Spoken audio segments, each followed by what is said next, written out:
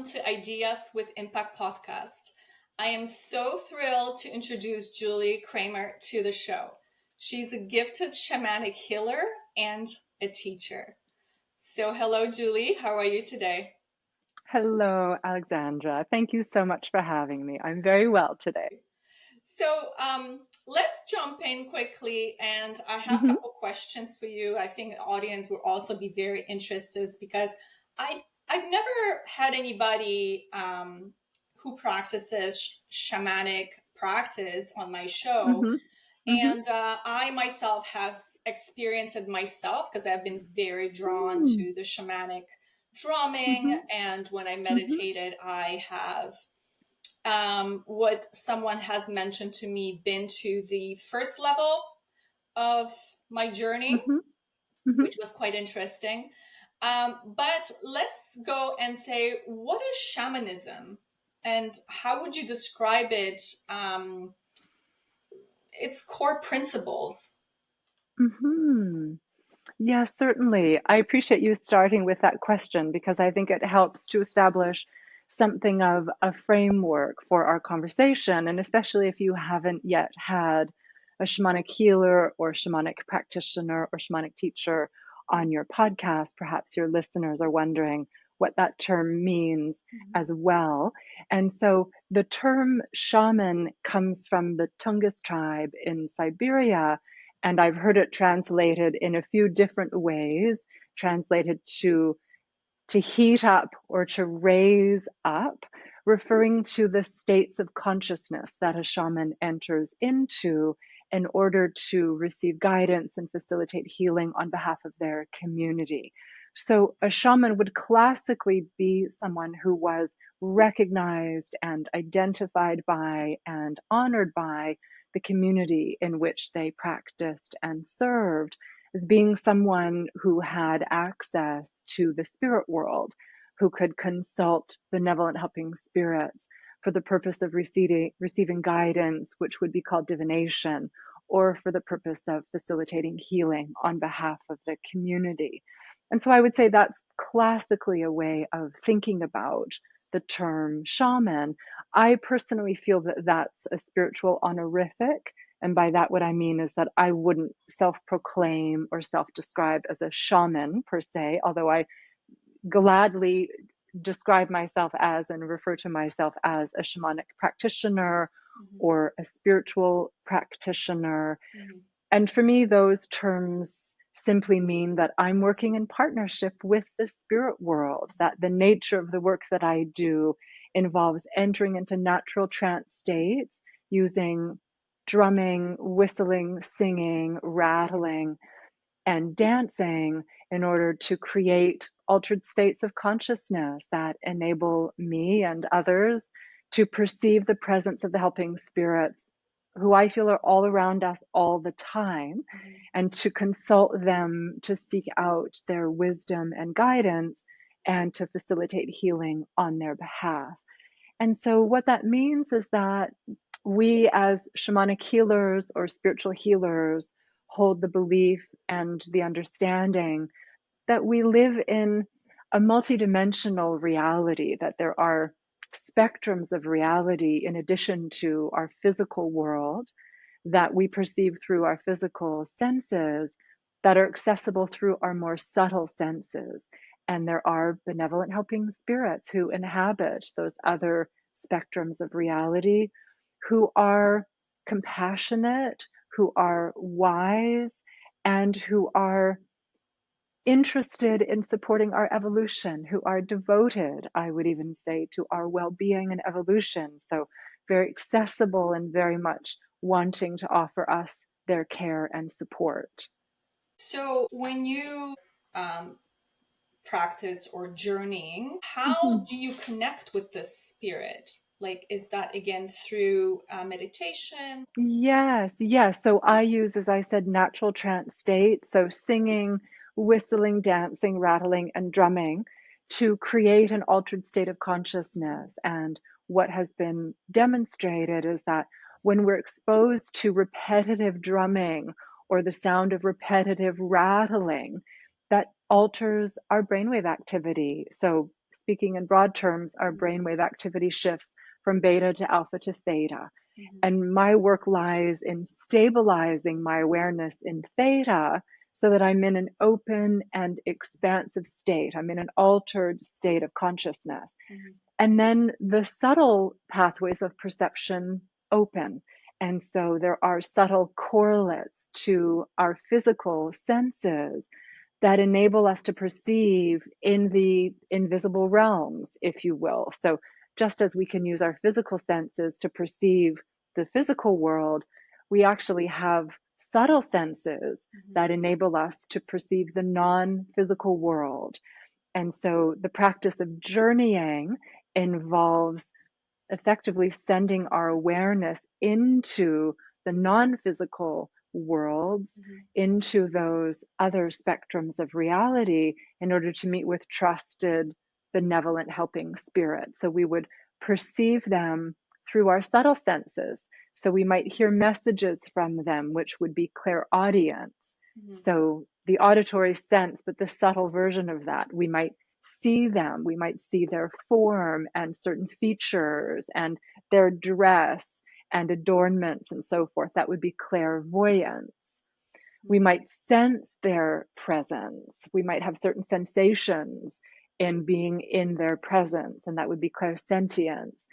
And so what we're doing is journeying into these invisible realms in order to contact the helping spirits who are with us all the time. Although in truth, what's also possible, even as I just sit here with you, Aleksandra, is that I can perceive the presence of my helping spirits right here in the room. And so sometimes it's less a matter of embarking upon a journey or going somewhere, but rather opening our awareness further or more widely, perhaps, in order to perceive the helping spirits who are right here around us all the time. And so that could be, in my case, I'm perceiving specific helping spirits who often stand with me, beside me, behind me. But even as I glance outside, of course, you can't see my view, but I'm looking into my garden. So the spirits of the plants and the spirits of the trees. So there are also spiritual intelligences, if you will, that enliven the physical world. And I would say that's a commonly held belief in shamanism, the belief that everything is enlivened with spirit, with intelligence, and that we can contact that spiritual essence, if you will, simply by entering into natural trance states. We don't need to do anything more exotic than that. It's already right here and so accessible and available. Is this something that someone would have to raise their frequency to experience something like this, or anybody could go through this journey? Well, I genuinely believe that everyone can learn how to journey, that anyone can learn how to journey. And the reason I feel that way is because that's been my experience. I've been teaching people how to journey since 2003. And so I myself have taught a great many people, but I've also had two teachers, Sandra Ingerman and Betsy Bergstrom, who themselves have taught a very great many people also. And although sometimes it takes someone a little longer than perhaps another person, in other words, not everybody can journey the first time they try necessarily. Sometimes it takes a few tries, but I genuinely believe that anyone can, that everyone can. And the reason I feel that way is because shamanism has been practiced on every continent since the beginning of recorded history. And so what that means is that we all have ancestors who practiced in partnership with spirit, whether those are recent or more distant ancestors. We all have ancestors who believed that we could access spirit and who believed that we inhabited a multidimensional universe, not just a physical one. And so I feel that it's in our DNA, in everyone's DNA. Now, certainly some people have more recent ancestors who practiced in that way. Some people have living family members practicing in that way. Some lineages have remained intact, others have been broken or become hidden or gone underground. But as we look back into our ancestry, we all find at some point that there is that knowing that this is a world that is animated by spirit. And so for me, it's a process of remembering more so than learning something from scratch. Mm. Have you been always drawn to shamanic practice, or this is something that you develop at very young age? How did it start it for you? Well, I was always very curious about the spirit world, although I didn't have a particular religious or spiritual framework. I was raised within a secular family. Although I would say there's a little bit of interest in perhaps the New Age. That might be an appropriate way of describing it. And there were occasions in my childhood or throughout my childhood when family members who had an interest in the spirit world would introduce me. So I've had occasions with family members, two in particular, um, as a young person, two readings from two seers, two psychics. One when I was a young adolescent, and one as an older adolescent from two different family members who offered those to me as gifts. And that was helpful because it helped me begin to put language around my curiosity about the spirit world. I was convinced of the existence of spirits, although I don't know where that conviction came from. It certainly didn't come from my family of origin. I feel like I came in to this life with that conviction, but I didn't know anything about shamanism. I didn't know the terms shaman or shamanic or shamanism. I was living at Hollyhock on Cortes Island here in British Columbia. That's a retreat center here in Western Canada. And I was working there and living there as a 26-year-old when I took an introductory workshop where I learned how to journey. And that was something that came very naturally to me. So then I had, for the first time in my life, at the age of 26, a framework. I had a path. I had a practice.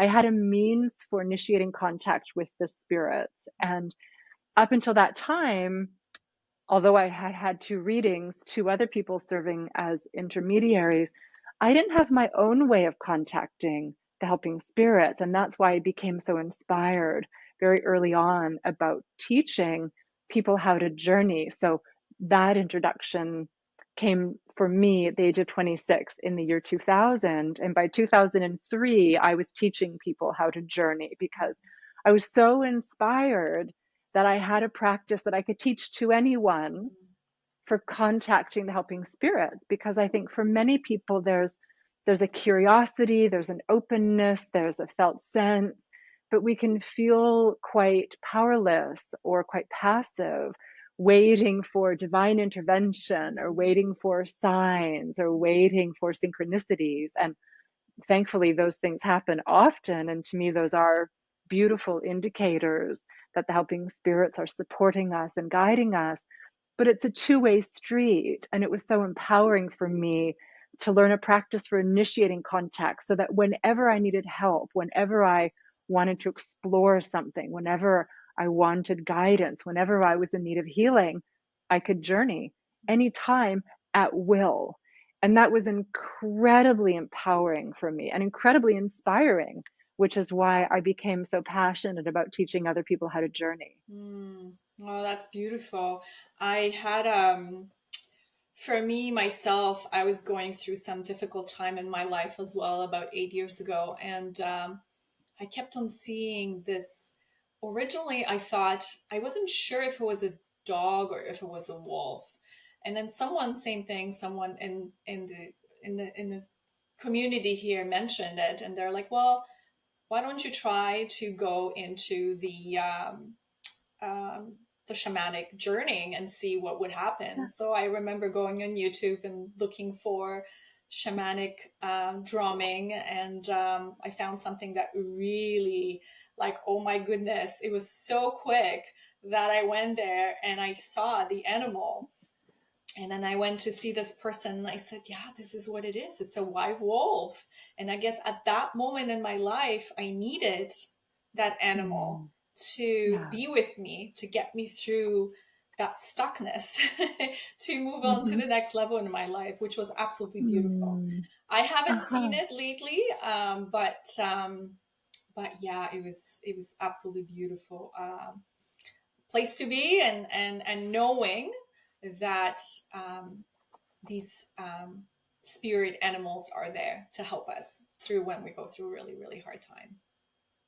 Yes, absolutely. And their medicine is designed to be of support to you. And so, one thing about our partnerships with the helping spirits is that they're very deliberate, they're very intentional, there's a specificity to it. I find the helping spirits are surgically precise Mm, in what they share with us. And although I don't know what the white wolf was bringing for you, because white wolf could bring different medicine for different people, but I'm sure that it was what you needed at the time. And that's always been my experience with the helping mhm. spirits. Yeah. Oh, I need to sit down and getting back into it just to see. I haven't been, honestly. It's life. It's just got busy, and I haven't had a time to get myself back into meditating. But that's something that I really need to Yeah. do. Yeah. Yeah. Yeah.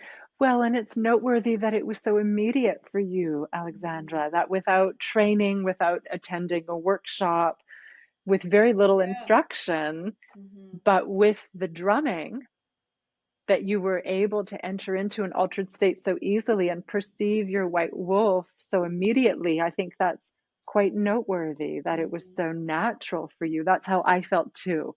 It Hmm. just felt so natural to me, and everything made sense to me, because for me, the world without the presence of the helping spirits didn't make sense. I Hmm. didn't feel at home here. And then when I began to experience the world as being animated by Hmm. spirit, then I began to feel at home. Hmm. That's beautifully said. I feel the same. Yeah. So, can spirits become stuck or Mm, trapped here on Earth? mm. Yes, most definitely. The common means by which that happens is at the time of death, when someone's passing occurs, but they don't cross over successfully. That would be the language that I would use. Hmm. And sometimes that can happen when the death itself has been a violent one or an unexpected one. Sometimes that can happen when there are a lot of attachments. And so, in actual fact, our attachments to our loved ones who pass away can preclude their soul from crossing over and can keep them stuck here.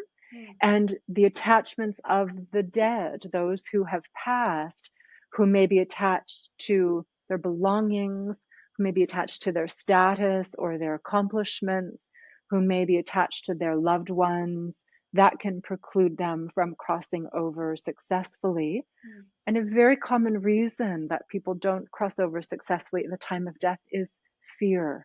And that could be fear of punishment, if people feel that they have behaved in ways that have caused harm. Depending on what their religious or spiritual framework is, they may be afraid of going to hell, they may be afraid of being punished Hmm. or purgatory. They may be afraid that they won't be forgiven, that they won't be received by compassionate helping spirits. They may feel that they're undeserving of that. People can fail to cross over successfully because even though compassionate spirits come for them to conduct them at the time of their death, these are, again, in keeping with the theme of specialization with our helping spirits, the precision of their medicine, there are helping spirits called psychopomp allies who specialize in providing support at the time of death or as death is approaching. Hmm.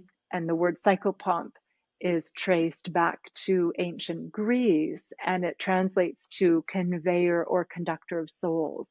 So these are known allies cross-culturally that are expected to be present around the time of death, so leading up to or at or just after the time of death, to conduct the souls of those who have died.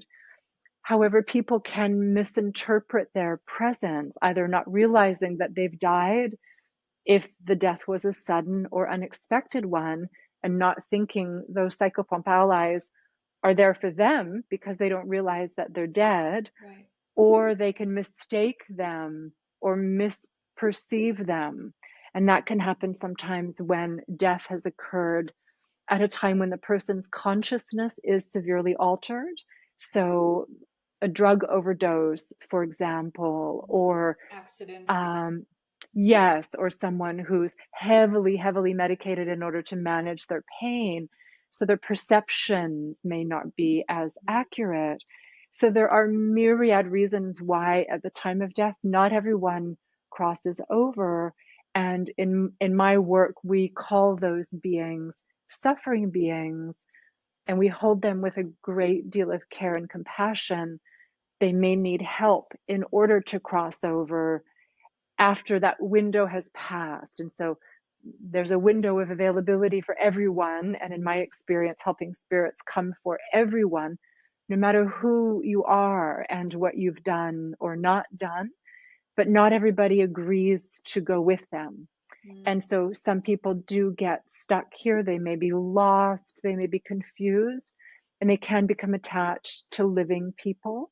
They can become attached to buildings and places as well. And when they become attached to living people, that's what we would call possession illness. And so the remedy for that is called compassionate depossession. And that's when we very lovingly and gently help that soul who no longer has their own body because their body has died. So we help their soul become decoupled from the living person and the living person's body that they've become attached to. Okay. It's very interesting you just said fear, because Yeah. we do live in fear here in our physical world. But I had Yeah. no idea that they also, on the other side, live in fear because of that confusion, not knowing if they're dead or alive in a way, right? So it's quite interesting to hear that from you, say that fear is stuck with us for quite some time. So, Yes.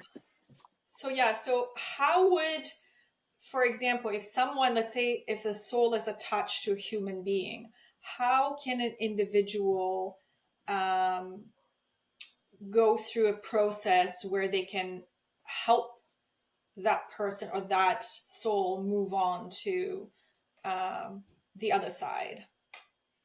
Yes. So I would say, and perhaps this is my bias as a teacher, because I train people to be spiritual healers. That's the focus of my work, is that I train people to be shamanic healers, which includes an extensive skill set. So my training takes 3 years in order for people to become professional shamanic healers and to learn a variety of skills, processes, and practices to tend to the spiritual well-being of others.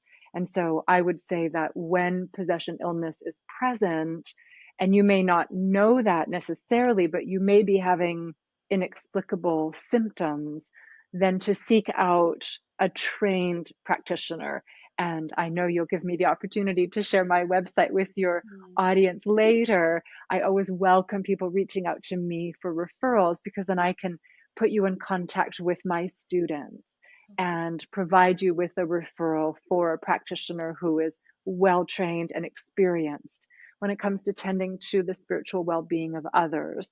And that would be a practitioner who would then use compassionate depossession to help that soul, that disembodied soul, if you will, disincarnate soul, become separated from the person they've become attached to, and then assisted in going to the light. And that would be in partnership with the psychopomp ally. So that might be angelic beings that might be specific gods or goddesses from specific cultures, depending on the person's heritage and so forth, the person who died, I mean.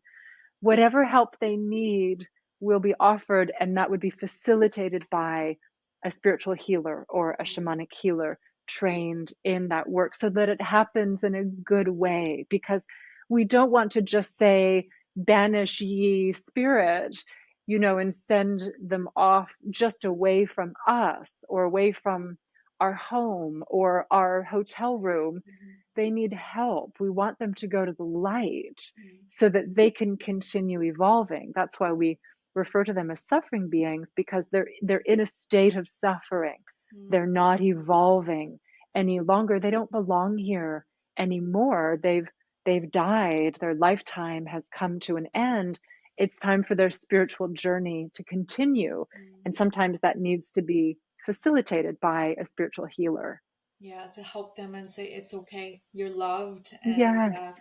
you're protected, and yeah, it's really nice to hear that they can do that.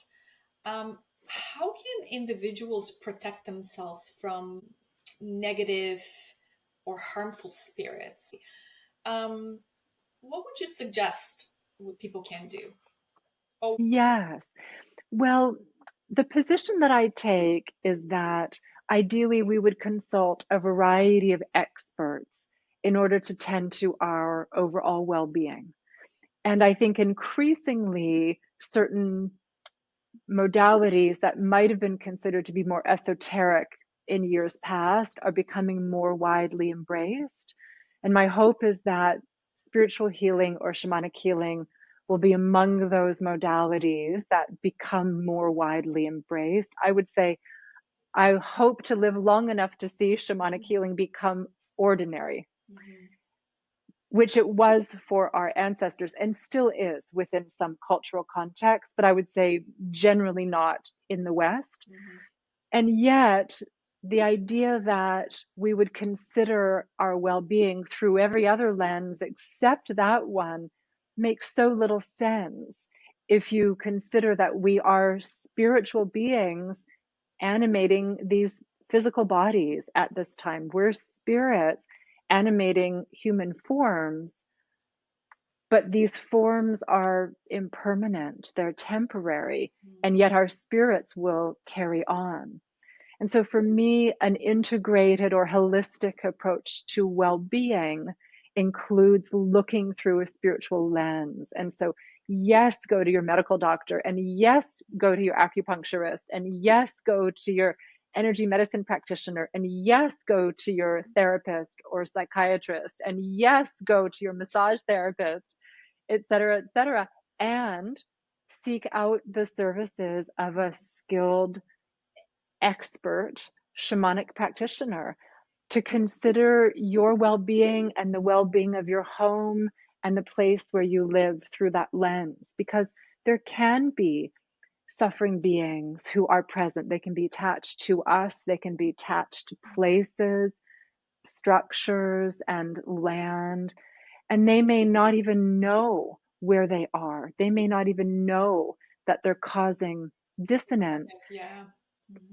They may not have any ill intent at all in their hearts, but the very nature of their presence, that uncanny feeling that you described, can create for us a feeling of unease.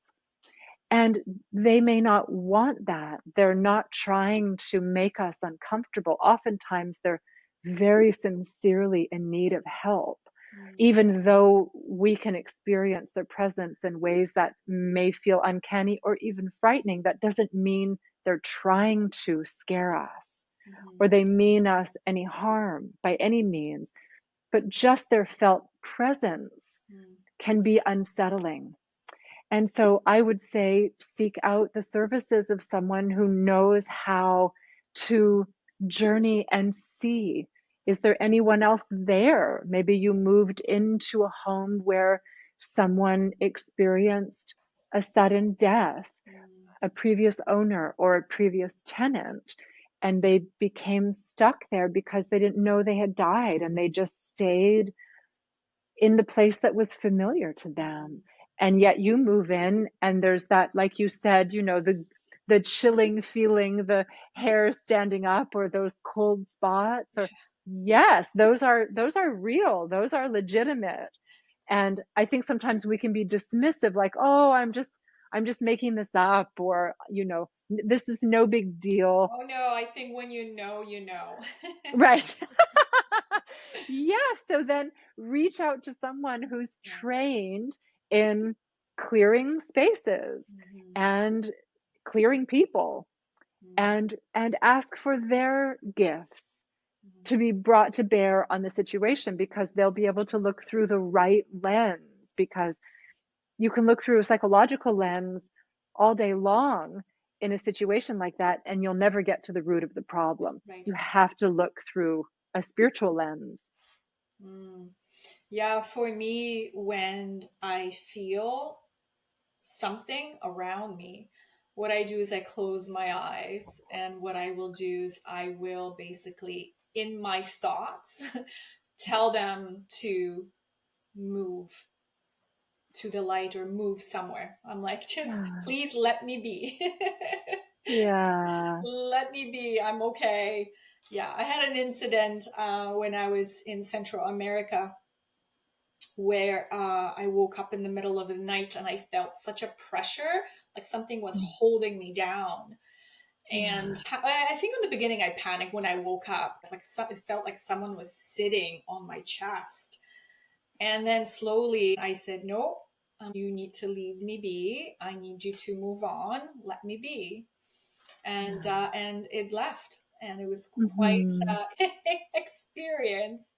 Well, I think there are a lot of layers to what you're sharing, including how do we tell the difference between Mm, a visitation from a benevolent helping spirit who's trying to make their presence known to us, which could be by that means, they mhm, show themselves to us, they make their presence known. And although I typically emphasize the use of our subtle senses when we're in altered states of consciousness in order to perceive the helping spirits, many people have experiences where they see a helping spirit as clear as day with their physical eyes, just like I'm seeing the plant outside my window mm, with my physical eyes. And similarly, people have experiences with touch where it's like a living person is mhm, touching you, or, you know, holding your arm, or placing their hand on your chest, or whatever it is.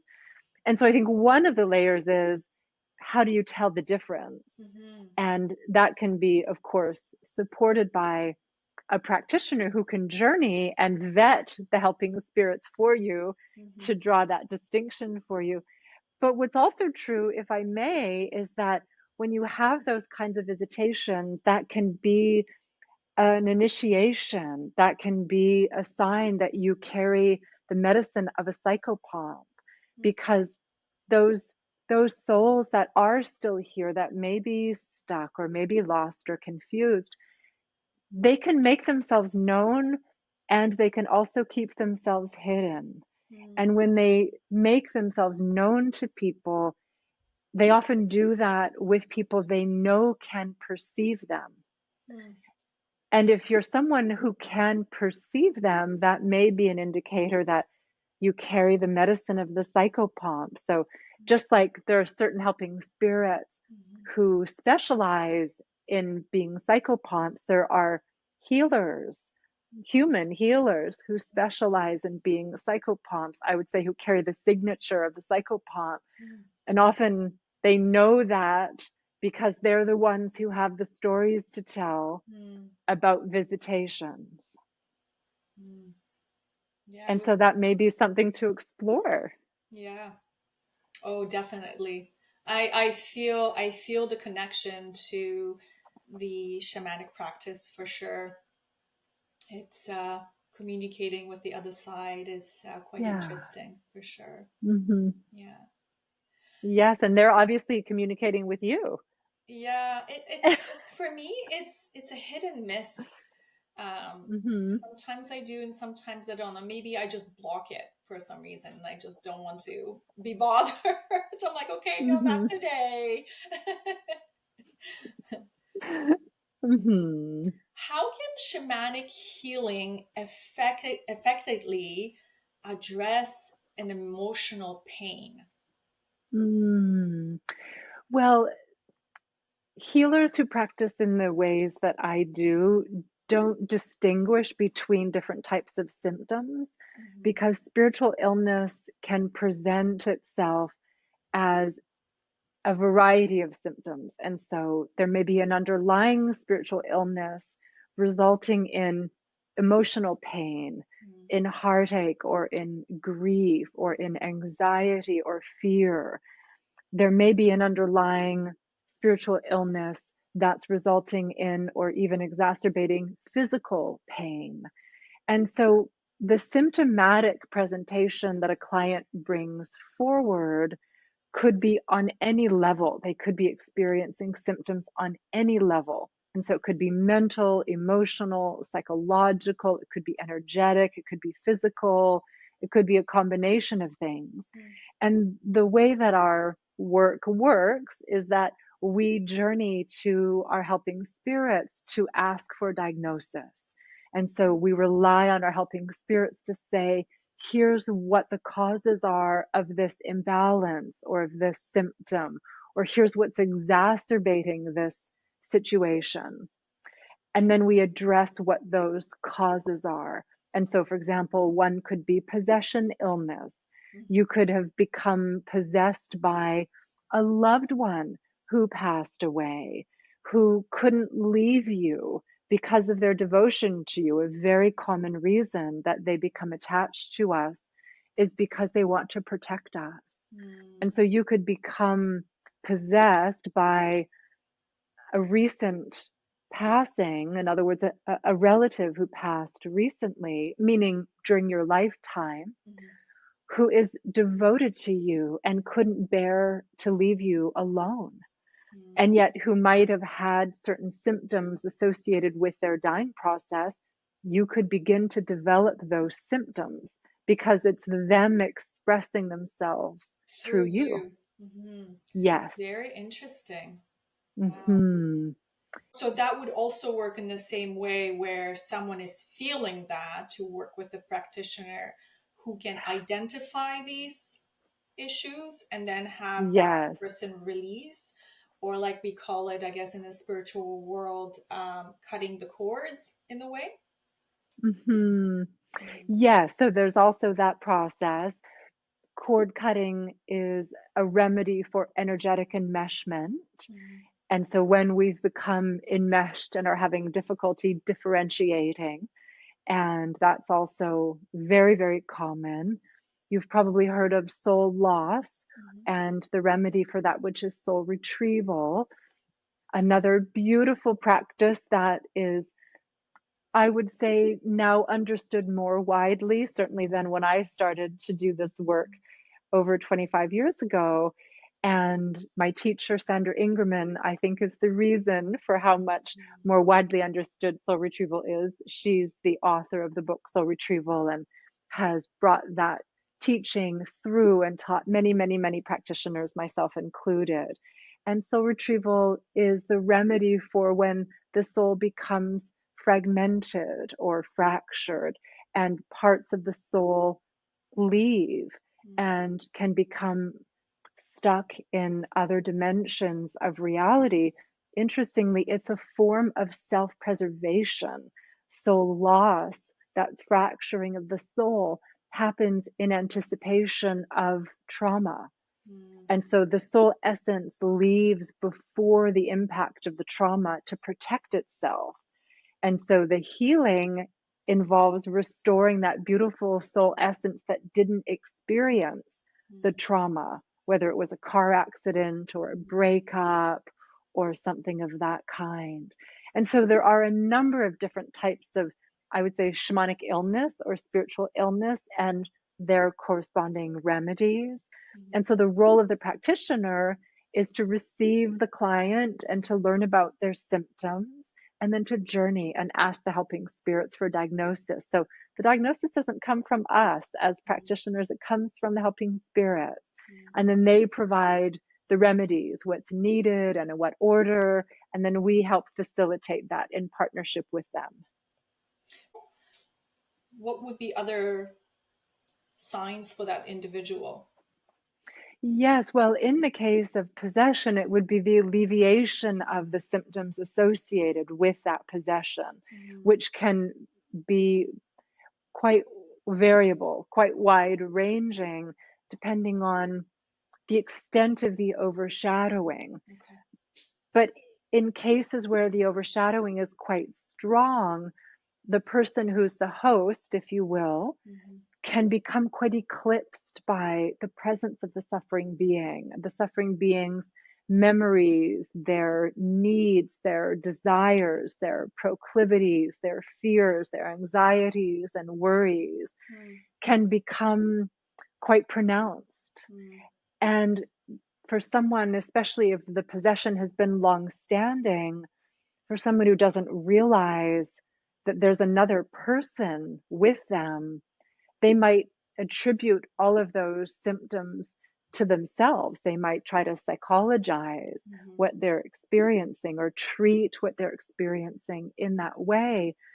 And yet, if indeed it is a suffering being, and what's happening is that the suffering being is in control in a certain kind of way, their presence has become quite pronounced and they've become quite overshadowing of the person, then when they leave, once they can be gently decoupled from the person and assisted in going to the light, then what the person experiences is a restoration of their sovereignty, of their truth, of their path, of their sense of knowing who they are and what they want and how they want to live their lives. And so it can be incredibly freeing and unburdening for people. So we would be looking at what are the symptoms associated with this instance of possession, and then are those alleviated by the compassionate depossession? And if so, to what degree? Altogether, or maybe only half of them? And then you're left with, well, some of that might have been mine all along and was maybe being exacerbated, but could there be some additional causes of illness? Because we've all been going to the dentist since we were children. We've been going to the doctor since we were children. And some of us have had the good fortune of going to acupuncturists and massage therapists and craniosacral practitioners here and there as well. But how many of us have been going to shamanic healers since we were children? And yet, what that's right. And yet, what have we experienced in our lifetimes in terms of foreign energy and in terms of trauma? And so when it comes to starting on a journey of spiritual healing, one session is not going to remedy everything that has taken place. Sometimes it can take time and multiple sessions. And very often clients benefit from seeing a shamanic healer ongoingly to support their spiritual evolution, their spiritual growth, to learn how to journey themselves and to form relationships with their own helping spirits. And this really, Aleksandra, goes back to your earlier question about protection. I would say that for me, my way of being protected is to maintain a high frequency. And I do that by being in very close connection to my helping spirits, because I can merge with my helping spirits. I can become filled up with their light. And that strong frequency becomes a natural repellent. And so that's what keeps me safe and protected. And so that's part of our work as shamanic healers, is to keep our bodies and our fields and our homes clear and inspirited. Yeah, so And that's how we tend to our well-being. that way you have a bigger vision and you have more of an understanding of who you are, what your purpose is, and then you can move on and you can do those things in the world today. I do believe that, yes. And I also believe, and this is a personally held belief or perspective, that it's going to get considerably worse before it gets better. And yet I feel and I find that as things worsen, there's an imperative that people feel to heal and to evolve, to grow, and to be of service. And so I noticed that after years of providing training for shamanic healers, I began doing that 13 years ago. There's a sense of urgency that's present now that I didn't feel then. Mhm. And people no longer feel that they have the luxury of time before heeding the call to be of service and to evolve spiritually. And I'm happy to see that. I'm happy to see that more people feel that now is the time, and we don't have the luxury of dilly dallying. We don't have the luxury of waiting. Mm. We must act. And for me, that means embracing our medicine, cultivating our medicine, embracing whatever our purpose is, and receiving whatever support, whatever training we need to in order to be able to bring our gifts forward in the service of humanity and of the planet. And so I'm very, very inspired to continue to train practitioners. And those I'm in the midst of training now feel this tremendous sense of urgency about becoming potentiated, becoming well trained, becoming skilled, because their skills are going to be needed. And so increasingly, I feel like my students are the spiritual first responders that humanity and the planet need. And of course, broadly within the broader shamanic community, I see that globally there are many, many teachers training practitioners at this time. And Mm. it's such a privilege to be able to help people discover their gifts and their medicine and activate their medicine for the benefit of all beings. And Mm. that's what my life is devoted to. That's the primary focus of my work, is training practitioners and teachers so Mhm. that people can take positions of leadership and provide support within their communities as healers and as teachers, provide refuges Mm. within their communities for people to become empowered, to heal, to transform, and to discover their medicine and to become potentiated themselves. And so it just ripples out further and further Mm. into the communities where these beautiful practitioners live. Well, I also think that having these kind of conversations, and being aware of, again, having people like yourself, where people can reach out and people actually can find out and learn more about it. Because for me as an individual on this beautiful planet is being open Mhm. to anything that comes my way, of course good. But being open and receiving, I think it's a very, very important thing, instead of being closed-minded. Because I can say it from my own experience that about 20 years ago, even though I now know that I used to be very spiritual, but I was not open to receive that information. And going through Mhm. the hard time that I went through and really opening up and receiving this information has changed my trajectory of my life, unbelievably. So I'm super grateful for that. Yes. And if I may, what helped you become willing to open? What helped you become courageous enough to open? Um, my goodness. I think it was the will of me not giving up and Yeah. being that, you know what, I do have a purpose on this earth. And I have three beautiful children. They're older now, but it was more of, I have to be there. I have to support them. I have to be there for them. I have to be there for my family. And I have to spread my wings and the things that I do in my practice. Thank you. You're welcome. Thank you. So, is humanity heading towards a good place? Like you said, I think I feel it too, that we are gonna go for a little bit bumpy ride, but are we gonna come out on a good side? I believe we are. That's good. Give And me perhaps fingers crossed. yes, indeed.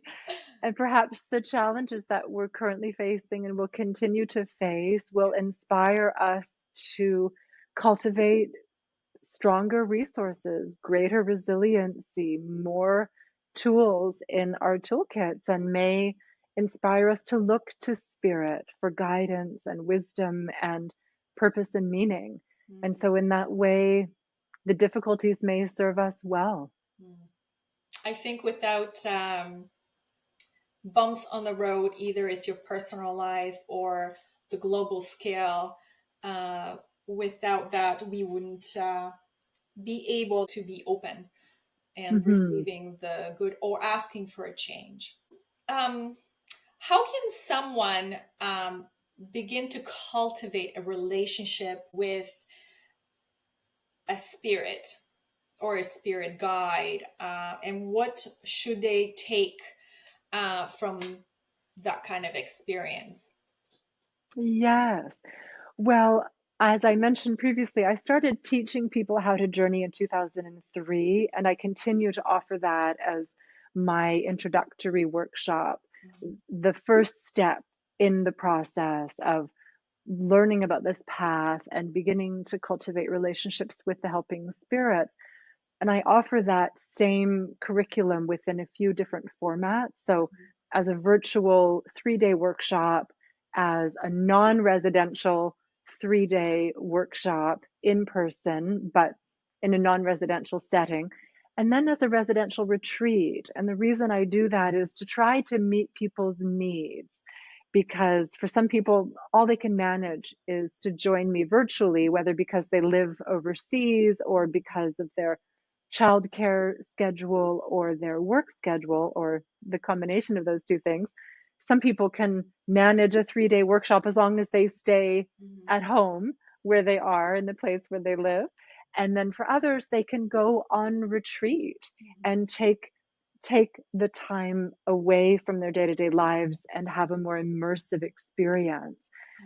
And although I know there are many beautiful resources available, just as you were describing earlier, when you decided that you wanted to try to journey to meet with the white wolf, so you discovered, I know there are a great many resources. And what I love to suggest is for people to come together in community, because this work has always been practiced in community. And so, one of the reasons I'm so inspired to continue teaching introductory workshops is to bring people together to help forge friendships and collegiate relationships that will be enduring. And so, I would say come to a workshop and learn in community and develop a really strong foundation. I challenged myself many years ago to teach a sufficiently comprehensive introductory workshop that if the participants never read another book or never went to another workshop regarding shamanic journeying, they would have a strong foundation. They could be self-sufficient. They would have met helping spirits that they can continue journeying to meet, and they would have tools and skills, and they would know how to navigate in the invisible realms because it's different than our physical world. And it takes time to get used to that. And so I would say come to a workshop and learn in community and take the time to establish a strong foundation that you can then build upon as a practice for the rest of your life. It's so important to be in community and to Mm-hmm. share experiences and to just being connected with other human beings. Yeah. It's very important. Yes. Mm-hmm.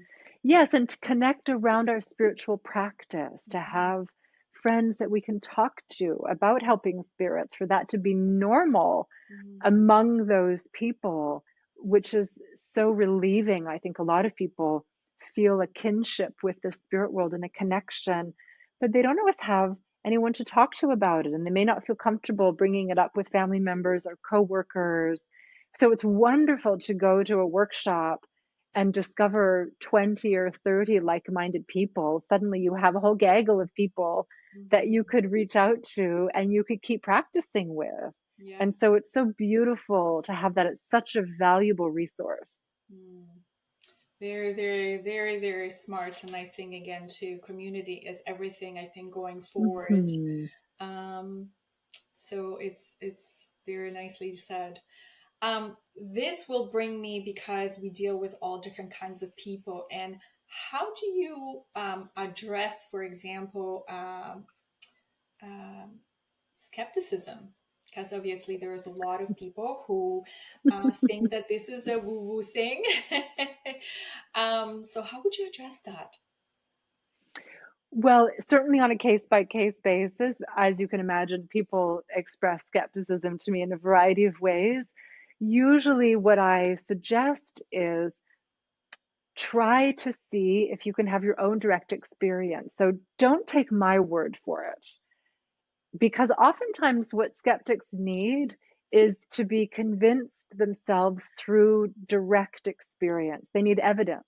Mhm. And so I say, well, don't take my word for it. Try it yourself.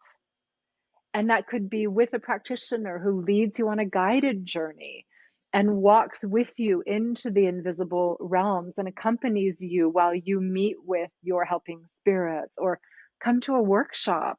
Find, if not myself, then another well trained teacher who Mm, can help you learn how to journey as part of a community. Have your own direct experience, and then you become the authority. So don't make me the authority, mm, make yourself the authority. mm, And oftentimes, what I find with skeptics is that they just need to know for themselves. They need to have their own evidence. mm, And hearing someone else's story may be inspiring or compelling, but it doesn't provide the evidence that they need. And yet, having their own direct experience does. And I've noticed this again and again with circles as people begin to journey initially, come to an introductory workshop, and then maybe join a year-long program. As time goes on and as they have more experiences with the helping spirits, again and again, I heard people saying, you can't make this up. Like, you can't possibly make this up. I mean, the synchronicities and the beautiful experiences that people have, I mean, they're just mind boggling. And you do just get to a point where even very skeptical people say, okay, let I me can't try. maintain, that's right. I can no longer maintain my posture of skepticism. I've had so much evidence to the contrary. Yeah, But I support people in finding their own evidence. You don't need to take my word for it. yeah. Find out for yourself. And that's what I love about journeying, is that there's no intermediary. So you're not putting yourself in the hands of an authority. You're becoming the authority. Mm, You're establishing a direct relationship with the helping spirits. There's no intermediary. And so you become your own authority. And that's why learning how to journey is so empowering. And that's certainly my posture as a teacher. I want to empower people. I mm, don't want to stand between you and your helping spirits. I want you to have a direct relationship with them. You become your own authority. That's what we need. More people who accept their spiritual authority. We need that. And so I want people to cultivate that from the perspective of their own experience. And mm, so I would say, come and try. beautifully said. You just gave me goosies because I said the same thing. I'm like, again, it comes to the whole point of literally being open. Don't close it. Try it for yourself. If you don't like Hmm. it, it's okay. You can leave and then come back next time. Maybe you'll be a bit Hmm. more open with the idea. Hmm. So, Hmm. what would be, or what is the most important lesson that shamanic Hmm. teachers teaches us about Hmm. ourselves and our connection to the universe? Hmm. I would love to pick up my rattle, Alexandra, and ask the helping spirits that question. May I do that? Absolutely. Thank you.